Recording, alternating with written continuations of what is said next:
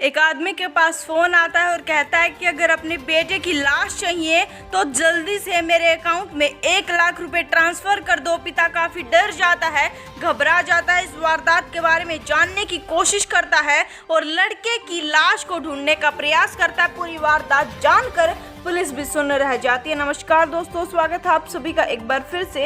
ये बड़ी खबर है मध्य प्रदेश के उज्जैन से, जहां पर एक लड़का जिसका नाम रितेश बताया जा रहा है वह अचानक से ही गायब हो जाता है। गायब हो जाने के पश्चात एक फोन आता है और फोन पर लाश देने के बदले 1 लाख रुपए मांगे जा रहे थे। पिता काफी घबरा जाता है, पुलिस को इसकी सूचना देता है। हम आपको बता दें, पुलिस भी छानबीन करने में लग जाती। पिता भी ढूंढ रहा था, बच्चे को ढूंढते हुए करीबन 2 से 3 घंटे हो गए थे। बच्चा कहीं भी नहीं मिल रहा था। उसके पश्चात रितेश की लाश मिलती है एक पुराने खंडर में। बेहद ही बुरी अवस्था में उसकी लाश थी। पूरी लाश पर ऐसा कुछ डाला गया था कि जिसके चलते उसका पूरा मुंह जल चुका था। पुलिस को तो वो पहचान में भी नहीं आ रहा था। जब रितेश के पिताजी को बुलाया गया तो उसने अपने बेटे की पहचान की और देखकर उसके पैरों तले तो जमीन खिसक गई। उसके तो सारी दुनिया ही उजड़ चुकी थी। अब सबसे बड़ा सवाल ये था कि इतनी बेरहमी से रितेश को मारा तो मारा किसने।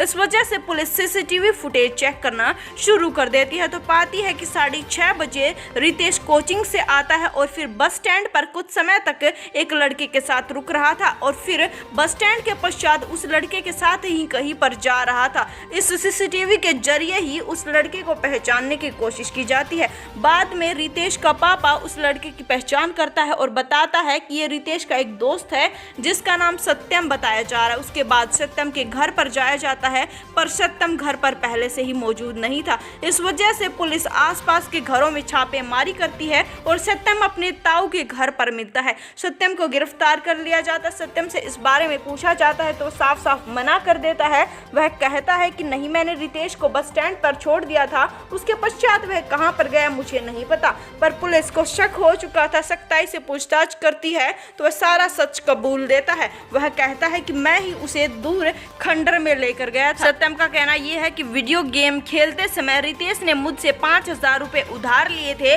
पर वह पैसे वापस नहीं दे पा रहा था। रितेश का कहना यह था कि मुझे मेरे पिताजी से डर लग रहा है पैसे मांगते हुए, कैसे मांगू, तेरे पैसे बाद में भी दे सकता हूँ। पर लड़का सत्यम को काफी गुस्सा आ जाता है। इस वजह से सत्यम एक प्लानिंग बनाता है। वह एक दुकान पर से एसिड खरीदता है और उस खंडर में जाकर एसिड को छुपा देता है।